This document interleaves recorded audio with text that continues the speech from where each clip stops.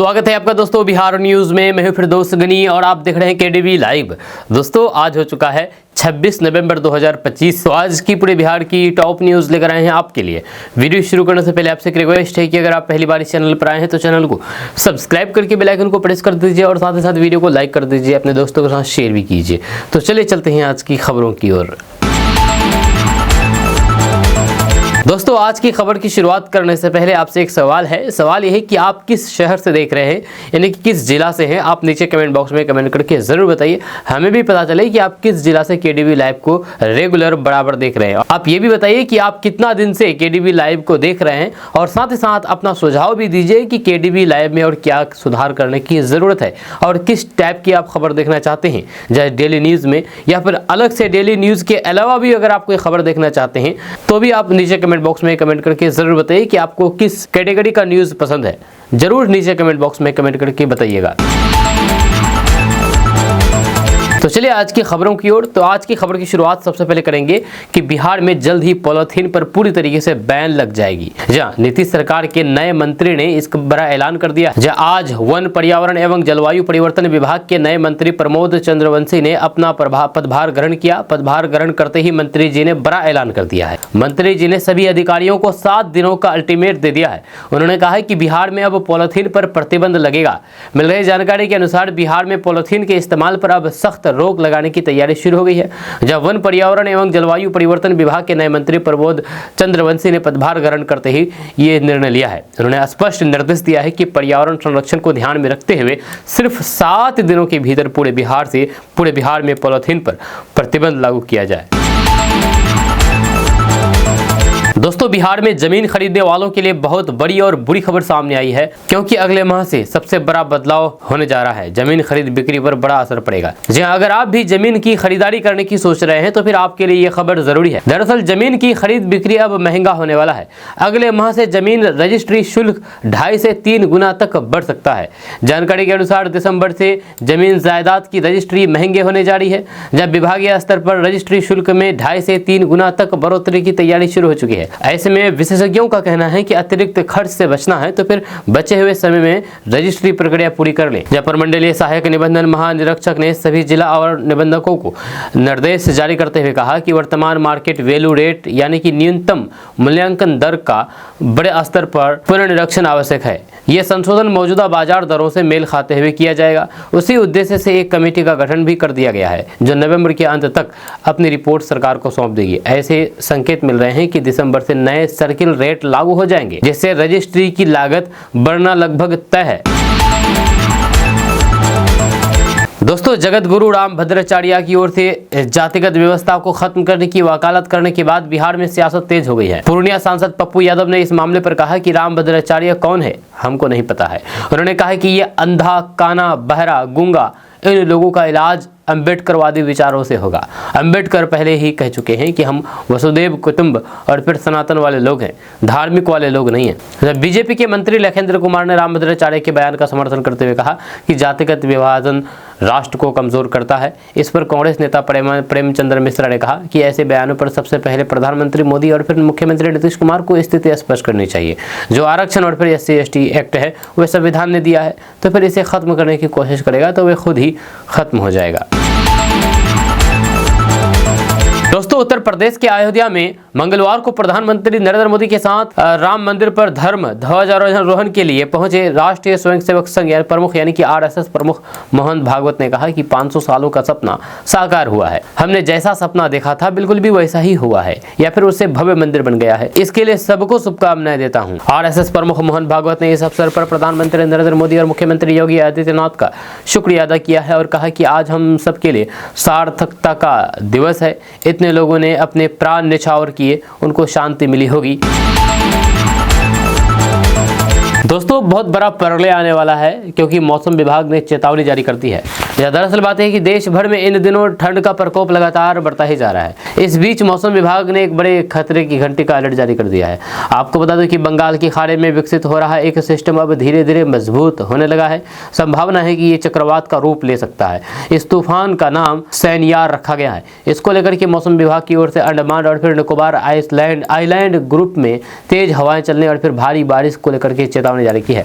जब मौसम विभाग के मुताबिक दक्षिण अंडमान सागर और फिर मलक्का में निम्न दबाव का क्षेत्र बन रहा है। धीरे धीरे ये सिस्टम मजबूत होकर के बंगाल की खाड़ी की ओर बढ़ेगा और 26 नवंबर यानी कि आज 26 नवंबर 2025 को आसपास सेनियार साइक्लोन में कन्वर्ट हो सकता है। मौसम विभाग के मुताबिक इस सिस्टम के उत्तर पश्चिमी दिशा की ओर तरफ बढ़ने की संभावना है। दोस्तों, बिहार में मुख्यमंत्री महिला रोजगार योजना पर बड़ा अपडेट सामने आया है।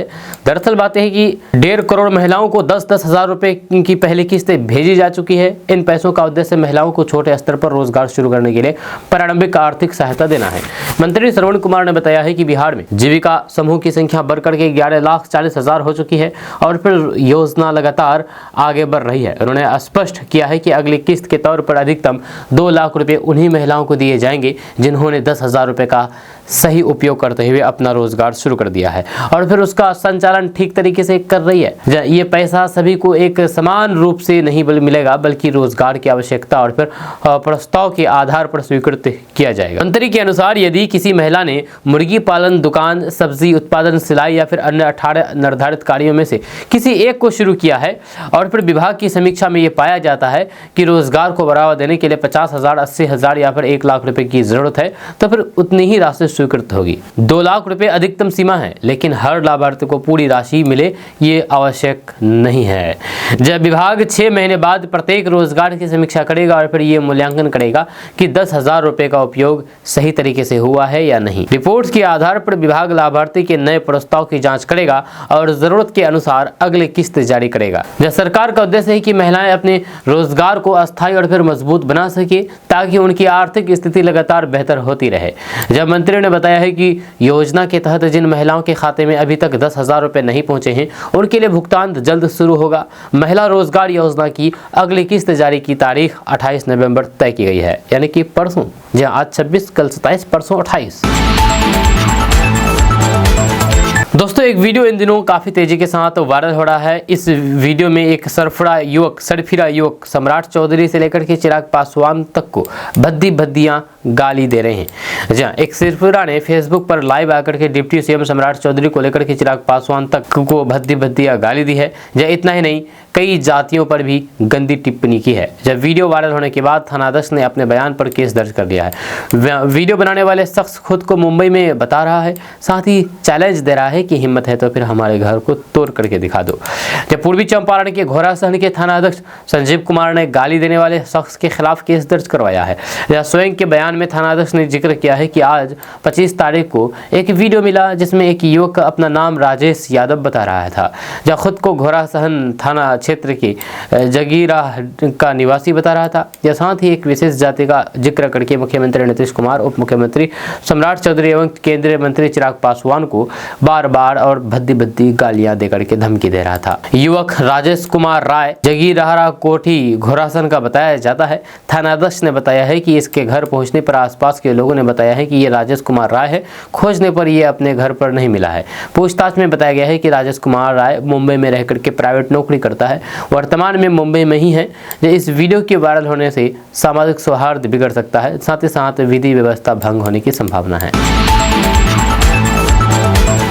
दोस्तों, बिहार में नई सरकार बनते ही बुलडोजर अभियान शुरू हो गई है। दरअसल बात है कि बिहार में नई सरकार के गठन के बाद प्रशासनिक मशीनरी पूरी तरीके से एक्शन मोड में आ गई है। सड़क किनारे, फुटपाथ और फिर सार्वजनिक जगहों पर किए गए अवैध अतिक्रमण के खिलाफ सख्ती बढ़ा दी गई है। यह सरकार का स्पष्ट संदेश है कि सार्वजनिक संपत्ति पर कब्जा किसी भी कीमत पर बर्दाश्त नहीं किया जाएगा।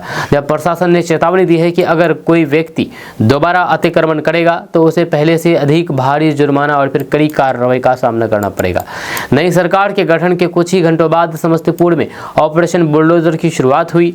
रेलवे स्टेशन के पास माल गोदाम चौक क्षेत्र में रेलवे सुरक्षा बल, रेल पुलिस और फिर स्थानीय प्रशासन की संयुक्त टीम ने दर्जनों अवैध निर्माण और फिर अतिक्रमण हटाए। कई दुकानदारों ने समय देने की मांग की है, जिन पर प्रशासन ने 10 दिनों की मोहलत दी है। वहीं पर कार्रवाई के दौरान हल्की बहस और फिर नोकझोंक हुई है, लेकिन अभियान बिना रुके जारी रहा। दोस्तों सीएम नीतीश कुमार कल 8 फैसले लिए हैं। दरअसल बात है कि बिहार में संगठित और फिर आधुनिक शहरीकरण की दिशा में बड़ा कदम उठाते हुए बिहार सरकार की नई कैबिनेट ने कई महत्वपूर्ण प्रस्ताव पर मुहर लगा दी है। यह फैसले में सबसे प्रमुख है सीतामढ़ी के सीतापुरम को सैटेलाइट और ग्रीनफील्ड टाउनशिप के रूप में विकसित करने की मंजूरी। जहाँ सीतामढ़ी के सीतापुरम को नई सैटेलाइट और ग्रीनफील्ड टाउनशिप के रूप में विकसित किया जाएगा। बिहार के 11 शहरों में नई टाउनशिप विकसित किया जाएगा, जहाँ सीतामढ़ी, पटना, गया, मुजफ्फरपुर, छपरा, दरभंगा, सहरसा, पूर्णिया, भागलपुर और मुंगेर के साथ साथ 11 शहरों में विकसित योजना लागू होगी। नई टाउनशिप में आवासीय क्षेत्र, स्कूल, अस्पताल, पार्क, खेल परिसर और व्यावसायिक केंद्र एकीकृत रूप से विकसित होंगे। जी हाँ, सीतापुरम और फिर अन्य शहरों के विकास से धार्मिक पर्यटन बढ़ेगा तथा स्थानीय स्तर पर रोजगार के नए अवसर पैदा होंगे। दोस्तों बीजेपी विधायक प्रेम कुमार ही बिहार विधानसभा के नए स्पीकर होंगे। दरअसल बात है कि 18वीं बिहार विधानसभा का पहला सत्र 1 दिसंबर से होगा। इसमें 5 बैठकें होगी। सोमवार से शुरू होकर के सत्र शुक्रवार तक चलेगा।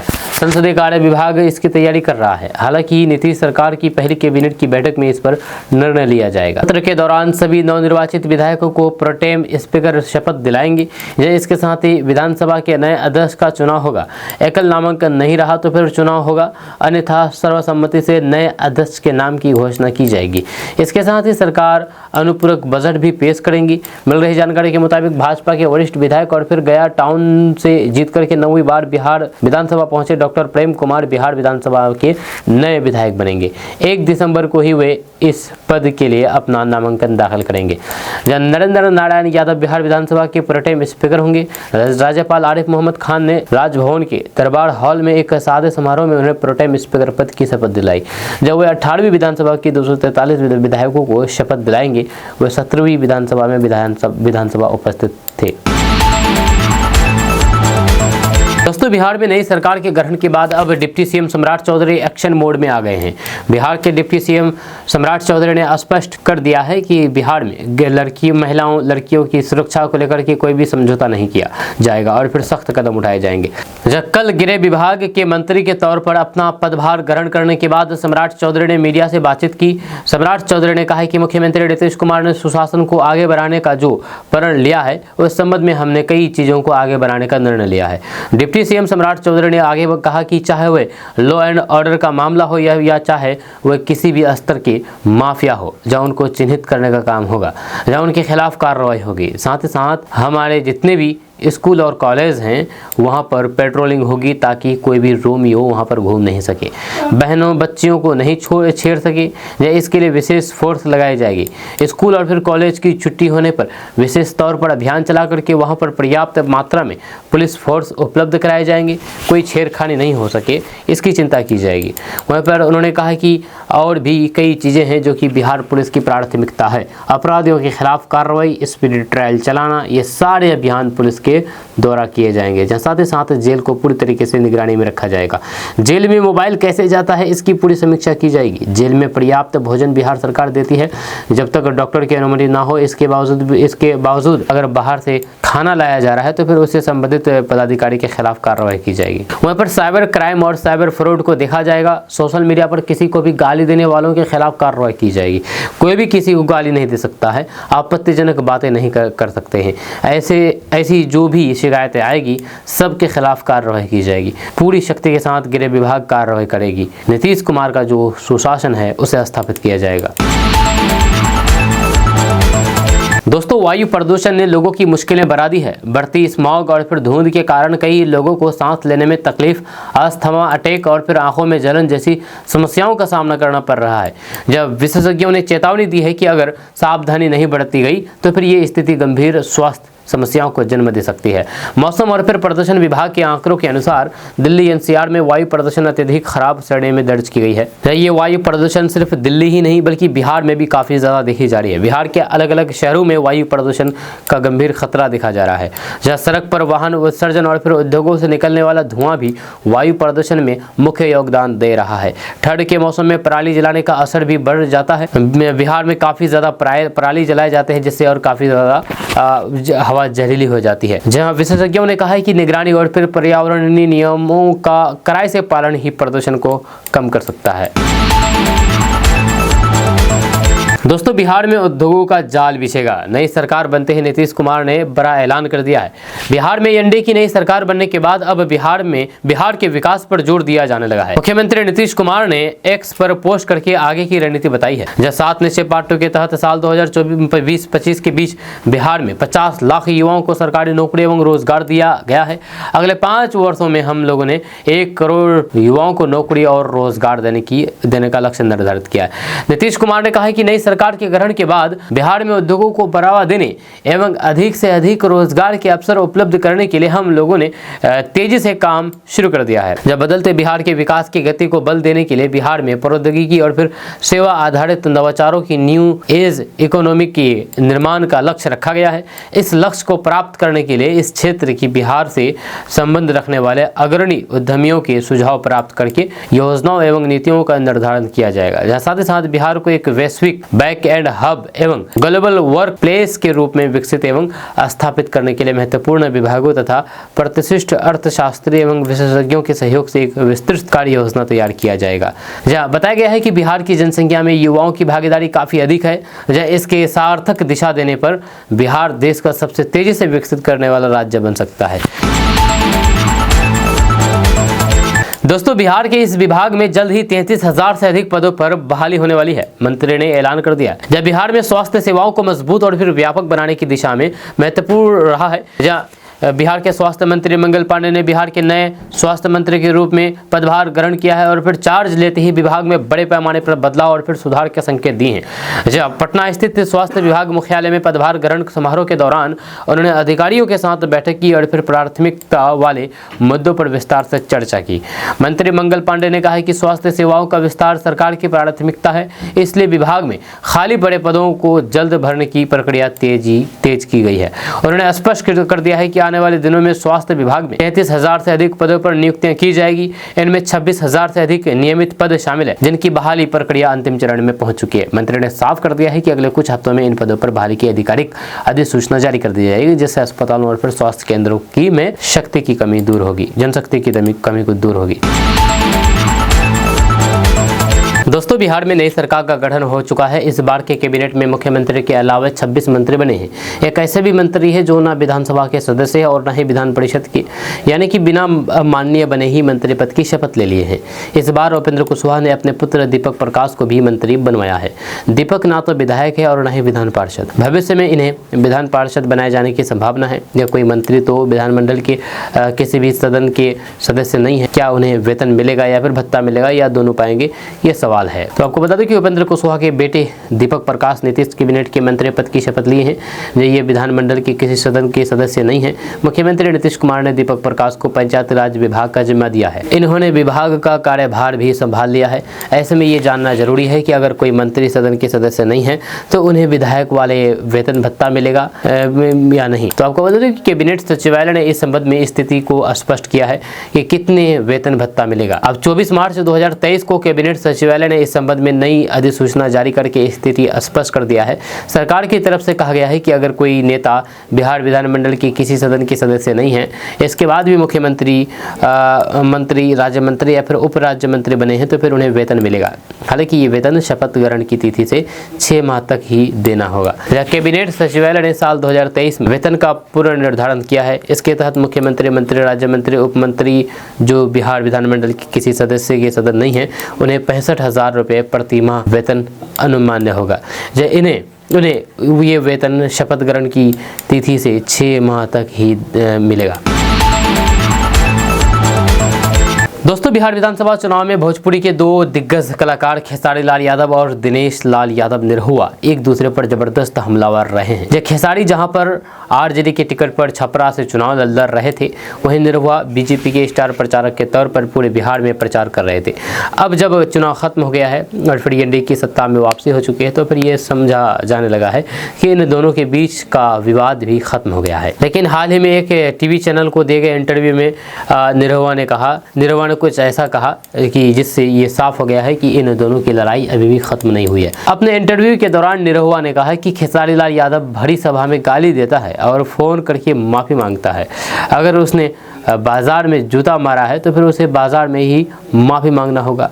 अगर वह अकेले में आकर के माफ़ी मांगेगा तो फिर मैं भी बोल दूंगा खुश रहो, लेकिन उसने बाज़ार में गाली दिया है तो मैं उसे बाज़ार में ही जूता मारूंगा। इंटरव्यू के दौरान जब पत्रकार ने उनसे पूछा है कि आपने चुनाव के दौरान खेसारी को यदमुल्ला क्यों बोला, तो इस पर जवाब देते हुए निरहुआ ने कहा कि भगवान श्री कृष्ण का वंशज होने का दावा करने वाले अयोध्या में स्थित प्रभु राम के मंदिर का विरोध करे और उस जगह पर अस्पताल और फिर स्कूल बनाने की बात करेगा तो फिर उसे मैं यदमुल्ला नहीं और तो क्या कहूँगा। अपने इंटरव्यू के दौरान खेसारी लाल यादव ने कहा है कि ऐसा पहली बार नहीं है जब खेसारी लाल यादव ने भोजपुरी इंडस्ट्री से जुड़े हुए लोगों को लेकर के अनर्गल बयानबाजी किया है।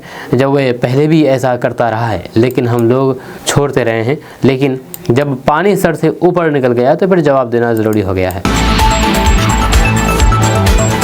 दोस्तों, सुबह में निकलने वाली गुनगुनी धूप देख करके अगर आप खुशफहमी का शिकार हैं तो फिर अब अलर्ट हो जाइए। मौसम ने अगले करवट बदल दी है और अगले 48 घंटे के अंदर तापमान में गिरावट शुरू होने वाली है, जहां इससे ठंड का असर अचानक तेज हो जाएगा। मौसम वैज्ञानिकों की माने तो उत्तर पश्चिमी हवा की रफ्तार बढ़ने के साथ रातें और ठंडी होगी, यह असर अगले 3 दिनों तक जारी रहेगी। मौसम वैज्ञानिकों का कहना है कि पश्चिमी विक्षोभ के कारण हवा का रुख बदलने से तापमान में उतार चढ़ाव की स्थिति रह सकती है। इस दौरान कोहरे की धुंध भी परेशान कर सकती है, जिसका असर देर रात से सुबह तक रहने वाला है। जब मौसम वैज्ञानिकों के माने तो उत्तर पश्चिमी हवा की रफ्तार बढ़ने के कारण तापमान में दो दिनों से उतार चढ़ाव का दौर चल रहा है। इसका अंदाज़ा इस बात से लगाया जा सकता है कि कल पूर्णिया में मौसम का अधिकतम तापमान 25.5 डिग्री, न्यूनतम तापमान 13.4 डिग्री रिकॉर्ड किया गया। इससे पहले सोमवार को पूर्णिया में अधिकतम तापमान 27.8 और न्यूनतम तापमान 14.1 डिग्री रिकॉर्ड किया गया। नवंबर के आखिरी हफ्ते में एक तरफ ठंड बढ़ रही है तो दूसरी तरफ देर रात से सुबह तक कोहरे का असर भी दिखने लगा है। अगर देखा जाए तो फिर पिछले 2 दिनों से कोहरा लगातार बढ़ रहा है, इससे रात से सुबह के बीच विजिबिलिटी कम हो जाती है, जो सड़क सुरक्षा के लिहाज से खतरनाक मानी जाती है। इस लिहाज से रात और फिर सुबह के समय वाहनों के परिचालन में विशेष सावधान बरतने की अपील की गई है। ठंड बढ़ने के साथ निजी क्लिनिकों और फिर अस्पतालों में रोगियों की संख्या बढ़ गई है, जहां पर सर्दी, खांसी, वायरल बुखार के रोगी अधिक पहुंच रहे हैं। डॉक्टरों ने बच्चों और फिर बुजुर्गों को सुबह और फिर शाम के समय ठंड से बचने और फिर बाहर निकलने से पहले गर्म कपड़े पहनने की सलाह दी है। डॉक्टरों का कहना है कि स्वास्थ्य पर शुरुआती दौर की ठंड का असर तेजी से होता है। दोस्तों, बिहार विधानसभा के हाल ही में चुने गए सदस्यों को अगले सप्ताह उद्घाटन सत्र के दौरान शपथ दिलाने की योजना बना दी गई है। सूत्रों के अनुसार इस संबंध में एक प्रस्ताव नीतीश कुमार की मंत्रिमंडल द्वारा मंजूर कर दिया गया है, जिसे राज्यपाल के पास अनुमोदन के लिए भेज दिया गया है। बताया जा रहा है कि ये 5 दिवसीय सत्र 1 दिसंबर से शुरू होगा, जिसमें प्रोटेम स्पीकर नरेंद्र नारायण यादव नए सदस्यों को शपथ दिलाएंगे। जदयू के वरिष्ठ नेता और फिर पूर्व विधायक नरेंद्र नारायण यादव को राज्यपाल आरिफ मोहम्मद खान द्वारा प्रोटेम स्पीकर के रूप में नियुक्त किया गया है। इसके अलावा आगामी सत्र के नए अध्यक्ष और फिर उपाध्यक्ष का चुनाव भी होने की संभावना है। बिहार विधानसभा चुनाव में जीत के बाद नीतीश कुमार की मंत्रिमंडल की पहली बैठक आयोजित की गई है। दोस्तों, बिहार में नई लग्जरी बस की सेवा शुरू हुई है। पटना से सिलीगुड़ी समेत कई जगहों से ये यात्रा होगी। बिहार राज्य पर्यटन विकास निगम ने बिहार में पर्यटन और फिर यात्रियों की सुविधा को ध्यान में रखते हुए एक महत्वपूर्ण पहल की है। निगम ने पब्लिक प्राइवेट पार्टनरशिप मॉडल के तहत 2 नए अंतर्राज्यीय और फिर एक अंतर जिला लग्जरी बस सेवा शुरू की है।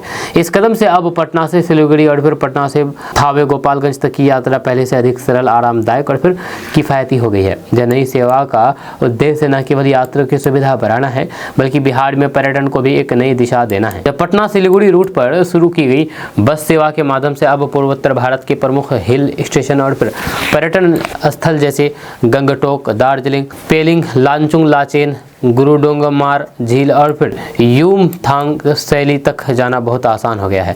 आमतौर पर इन जगहों तक पहुंचने के लिए यात्रियों को लंबी रेल यात्रा, महंगी फ्लाइट या फिर कई बार बस बदलने जैसी परेशानियों का सामना करना पड़ता था, लेकिन अब पटना से चलने वाली सीधे लग्जरी बस इन सभी कठिनाइयों को समाप्त कर रही है। जब पटना सिलीगुड़ी बस सेवा में 2 लग्जरी बस स्लीपर सीटें उपलब्ध है। बस रोजाना शाम 7:30 बजे से पटना के आर ब्लॉक से प्रस्थान करती है और हाजीपुर, मुजफ्फरपुर, दरभंगा, पूर्णिया, किशनगंज होते हुए सिलीगुड़ी पहुंचती है। वहाँ पर सिलीगुड़ी से वापसी बस शाम 6:30 बजे होगी। इस बस में यात्रियों के लिए आरामदायक और फिर साफ सुथरी सीटों के साथ सुरक्षित यात्रा की पूरी व्यवस्था उपलब्ध है। दोस्तों, बिहार के डिप्टी सीएम सम्राट चौधरी ने बिहार के गृह मंत्री के रूप में पदभार संभाला है। सम्राट चौधरी ने अयोध्या में राम मंदिर के ध्वजारोहण के बाद गृह मंत्री का चार्ज लिया। इस शुभ मुहूर्त के लिए उन्होंने 4 दिनों का इंतजार किया। सम्राट चौधरी ने 20 नवंबर को मंत्री पद की शपथ ली थी। इसके 5वें दिन 25 नवंबर को उन्होंने पदभार ग्रहण किया है। यह चार्ज संभालने के बाद सम्राट चौधरी ने अपने दफ्तर में राज्य में लॉ एंड ऑर्डर की स्थिति की समीक्षा भी की है। उत्तर प्रदेश के अयोध्या में मंगलवार को विवाह पंचमी के मौके पर राम मंदिर का ध्वजारोहण किया गया। इस समारोह में प्रधानमंत्री मोदी और फिर राष्ट्रीय स्वयंसेवक संघ RSS के सरसंघचालक मोहन भागवत मौजूद रहे। अयोध्या में ध्वजारोहण सुबह 12:15 बजे से दोपहर 12 बजे के बीच अभिजीत मुहूर्त हुआ है। दोस्तों, अब सोशल मीडिया पर गालीबाजों की खैर नहीं है। जो लगातार सोशल मीडिया पर गाली देते हैं, गाली बकते हैं बिना रोक टोक, उस पर कोई भी कार्रवाई नहीं होती है। अब ऐसे लोगों की खैर नहीं है, क्योंकि नए गृह मंत्री सम्राट चौधरी ने ऐसे गालीबाजों को खुलेआम चेतावनी दे डाली है कि अगर गालीबाज किया जाएगा सोशल मीडिया पर तो अब खैर नहीं, कानूनी कार्रवाई होगी। साथ ही साथ लड़कियों को छेड़ने वालों की भी अब खैर नहीं है। जी हाँ, बिहार में एंटी रोमियो स्क्वाड बनाए जाएंगे, जिसके बाद अब लड़की छेड़ने वालों की खैर नहीं है। जैसे कि आपको पता है कि बिहार में बहुत सारे बिगड़े लड़के लड़कियां छेड़ते हैं, लेकिन अब उसकी खैर नहीं है, क्योंकि नए गृह मंत्री सम्राट चौधरी ने ऐसे ही युवाओं को चेतावनी दे डाली है। दरअसल बात यह है कि सम्राट चौधरी ने सोशल मीडिया पर अवैध पोस्ट करने वालों के खिलाफ भी सख्त संदेश दिया है। वहीं सम्राट चौधरी ने कहा कि सड़क पर, स्कूल, कॉलेज के बाहर रोमियो बनने वालों की अब खैर नहीं है। जब बिहार के नए गृह मंत्री और उप मुख्यमंत्री सम्राट चौधरी ने पदभार ग्रहण करते ही कानून व्यवस्था को लेकर के बड़ा रूपरेखा स्पष्ट कर दिया है। सम्राट चौधरी ने गृह विभाग की कमान संभालने के तुरंत बाद डीजीपी के साथ संयुक्त प्रेस कॉन्फ्रेंस की और कहा कि बिहार में अपराध, माफिया नेटवर्क और फिर महिलाओं के खिलाफ अपराध पर जीरो टॉलरेंस की नीति लागू होगी। उन्होंने कहा कि मुख्यमंत्री नीतीश कुमार ने बिहार में सुशासन की स्थापना की है और नई सरकार उसे और सख्ती के साथ आगे बढ़ाएगी। वहीं सम्राट चौधरी ने सोशल मीडिया पर अभद्र पोस्ट करने वालों के खिलाफ भी सख्त संदेश दिया है। वहीं सम्राट चौधरी ने कहा है कि सड़क पर, स्कूल, कॉलेज के बाहर रोमियो बनने वालों की अब खैर नहीं है। सम्राट चौधरी ने महिलाओं की सुरक्षा को लेकर के प्राथमिकता बताया है। उन्होंने कहा है कि सड़क पर घूमने वाले मनचलों को पहचान करके कार्रवाई की जाएगी, ताकि बेटियां बिना डर के स्कूल, कॉलेज जा सके। इसके लिए स्कूल और कॉलेजों के बाहर पुलिस की सक्रिय तैनाती सुनिश्चित की जाएगी। उन्होंने कहा है कि बिहार में बहनों के साथ छेड़खानी बर्दाश्त नहीं होगी। एंटी रोमियो स्क्वाड और पिंक पुलिस तत्काल एक्शन लेगी। जब प्रेस कॉन्फ्रेंस में सम्राट चौधरी का रुख बेहद सख्त नजर आया। उन्होंने कहा है कि बिहार में कोई भी माफिया बचने वाला नहीं है। शराब, बालू और जमीन माफिया पर एक एक करके कार्रवाई होगी और उनकी जड़ें उखाड़ी जाएगी। बिहार के अररिया से एक फर्जी दारोगा का हैरान कर देने वाला मामला सामने आया है, जहां पर रणवीर कुमार नामक एक व्यक्ति 5 साल तक खुद को दारोगा बता करके न केवल अपने परिवार और पत्नी को धोखे में रखता रहा, बल्कि नकली वर्दी और फिर पिस्तौल के दम पर लोगों में नौकरी दिलाने के नाम पर लाखों रुपए की ठगी भी करता रहा। फर्जी दारोगा है ये। जैसे कि आप अपने मोबाइल स्क्रीन पर तस्वीर देख रहे हैं, ये दारोगा नहीं बल्कि ये फर्जी दारोगा है। 5 साल तक दारोगा बन करके घूम रहा था, लेकिन अब जाके पता चला है ये फर्जी SI अब पुलिस की गिरफ्त में है और फिर उसकी सच्चाई सामने आने पर आप सभी हैरान है। जहां रणवीर कुमार ने दारोगा भर्ती परीक्षा में फेल होने के बाद अपने परिवार को झूठी खबर दी कि वह दारोगा बन गया है। इस झूठी खुशी में परिजनों ने उसकी धूमधाम से शादी करा दी। ससुराल वाले भी दारोगा दामाद पाकर के बेहद खुश थे। शादी के बाद रणवीर अपनी पत्नी को लेकर के कथित पोस्टिंग वाले जिले में चला गया, जब वहां पर वह रोजाना सुबह पत्नी के हाथों का खाना खाकर के ड्यूटी पर जाने का नाटक कर रहा था। 5 साल तक सब कुछ सामान्य चलता रहा, लेकिन अब उसकी पत्नी और माता पिता को पता चला है कि उनका बेटा पति दारोगा है ही नहीं, जब फर्जी दारोगा है। इस फर्जी दारोगा की पोल तब खुली जब वो अररिया SP कार्यालय में एक महिला की पैरवी करने पहुंचा। पुलिसकर्मियों को उसके हाव भाव और फिर बातचीत से शक हुआ, क्योंकि वह पुलिसकर्मियों जैसा नहीं लग रहा था। जब चुपके से नगर थाना अध्यक्ष मनीष कुमार रजक को सूचना दी गई। जैसे ही वह कार्यालय से बाहर निकला, पुलिस ने उसे रोक करके पूछताछ शुरू कर दी। पूछताछ में उसने खुद को अररिया के पलासी थाना में पदस्थापित दारोगा बताया, लेकिन वरिष्ठ पुलिस अधिकारियों और फिर पुलिस शब्दावली से जुड़े हुए सवालों का जवाब नहीं दे पाया। इसके बाद उसे हिरासत में लेकर के जांच शुरू की गई, तो फिर पता चला है कि उसके पास बरामद हथियार भी नकली था। रणवीर पिछले लगभग 3 सालों से पूर्णिया, कटिहार और फिर अररिया जिलों में लोगों का काम कराने के नाम पर मोटी रकम ठग रहा था। पूछताछ में रणवीर कुमार ने अपनी असली पहचान उजागर की है। दोस्तों बिहार में इस बार पंचायत चुनाव 2026 में होंगे, जहां अप्रैल के बाद 2026 में चुनाव होंगे और इस चुनाव में इस बार परिसीमन वही पुराने वाले रहेंगे। जी हाँ, कोई भी इसमें कोई बदलाव नहीं होगा। हालांकि कई लोग अफवाह फैला रहे थे कि इस बार परिसीमन में बदलाव किया जाएगा, लेकिन ऐसा बिल्कुल नहीं है। जो पहले से चली आ रही है वही परंपरा इस बार भी लागू होगी। आधिकारिक रूप से यह साफ कर दिया गया है कि 2026 में होने वाला पंचायत चुनाव पुराने परिसीमन के आधार पर ही कराया जाएगा। आपको बता दूं कि बिहार में विधानसभा चुनाव की सरगर्मी थमते ही अब पंचायत चुनाव को लेकर के राजनीतिक हलचल तेज हो गई है। वार्ड सदस्य से लेकर के जिला परिषद तक संभावित उम्मीदवार अपने अपने क्षेत्र में सक्रिय हो चुके हैं। गांव में चौक चौराहों, सामाजिक समारोह और फिर सोशल मीडिया प्लेटफॉर्म पर पंचायत चुनाव की चर्चा जोरों पर है। इस बीच नए परिसीमन के आधार पर चुनाव होने की अफवाह तेजी से फैलाई जा रही है, लेकिन आधिकारिक रूप से साफ किया गया है कि 2026 में होने वाला पंचायत चुनाव पुराने परिसीमन के आधार पर ही कराया जाएगा।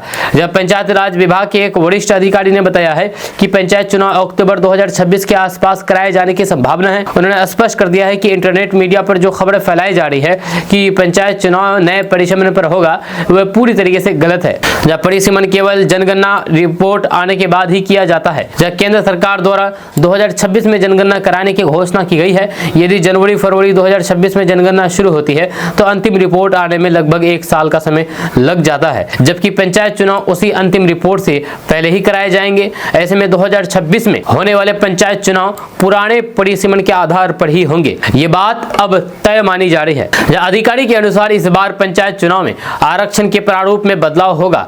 जब बताया गया है कि जिन पदों पर लगातार 10 वर्ष तक अनुसूचित जाति यानी कि एससी और फिर अति पिछड़ा वर्ग यानी कि ईबीसी का आरक्षण रहा है, वहां पर इस बार सीट सामान्य कर दी जाएगी। वहां पर आरक्षण का निर्धारण पहले की तरह जनसंख्या के आधार पर ही किया जाएगा। वहां पर अंतिम बार जनगणना 2011 में हुई थी, जबकि 2021 की जनगणना कोरोना महामारी के कारण स्थगित हो गई। इसके परिणाम स्वरूप 14 सालों में अधिकांश पंचायतों की जनसंख्या काफी बढ़ चुकी है। आदर्श रूप से एक पंचायत की जनसंख्या लगभग 6500 होनी चाहिए, लेकिन वर्तमान में अधिकांश पंचायतों की आबादी 10,000 से अधिक हो चुकी है। अधिकारियों का कहना है कि जनगणना के बाद दोस्तों नई सरकार बनने के बाद पूरे बिहार में बुलडोजर एक्शन चल रहा है। योगी मॉडल लागू किया गया है। किशनगंज में भी बुलडोजर एक्शन शुरू हो गया है। आज किशनगंज में बुलडोजर से कड़ा एक्शन देखने को मिला है, जहां पर डे मार्केट में अतिक्रमण पर प्रशासन का डंडा चला है, बुलडोजर चला है। जब बीजेपी की सरकार आने के बाद ये बड़ी कार्रवाई मानी जा रही है। जब किशनगंज में ऐसा नजारा कम ही देखने को मिलता है, जहां नगर परिषद की टीम और फिर पुलिस बल के साथ बुलडोजर डे मार्केट में घुसा और फिर अतिक्रमण पर अब किसी तरीके की नरमी नहीं दिखाई जा रही है। यह शहर की सबसे भीड़ भाड़ वाली सब्जी मंडी डे मार्केट, जहां पर रोज सुबह शाम पैदल चलना तो दूर बाइक तक निकालना मुश्किल हो जाता था। अब प्रशासन ने उसी इलाके में बुलडोजर अभियान चला करके कड़ा संदेश दे दिया है। पर सड़क पर अवैध ठेले, रेहड़ियां, दुकानों के आगे फैलाया सामान, अस्थायी चबूतरे और फिर बाजार की सीमा के बाहर तक कब्जा, सब कुछ हटा दिया गया है। कई जगहों पर बुलडोजर से पक्के निर्माण तक तोड़े गए हैं। वहां पर डे मार्केट में सुबह शाम लगने वाला भीषण जाम तो समस्या थी ही, परंतु इस कार्रवाई के बाद शहर भर में एक ही चर्चा चल रही है कि बीजेपी की सरकार आते ही किशनगंज में भी बुलडोजर रणनीति पहुंच गई है।